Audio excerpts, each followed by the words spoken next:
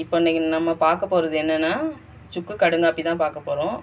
சுக்கு கடுங்காப்பினா சுக்கு மட்டும் நம்ம போட போகிறதில்ல. இது மசால் சுக்கு காப்பி. என்னென்ன போடணுன்னு நான் சொல்கிறேன். ஃபஸ்ட்டு ஒரு கிளாஸ் தண்ணி கொதிக்க விட்டுருங்க. நல்லா கொதித்ததுக்கப்புறம் நம்ம எடுத்துருக்கிறதெல்லாம் நல்லா பொடி பண்ணி போட்டால் கரெக்டாக இருக்கும். இப்போ வந்து பார்க்கலாம்.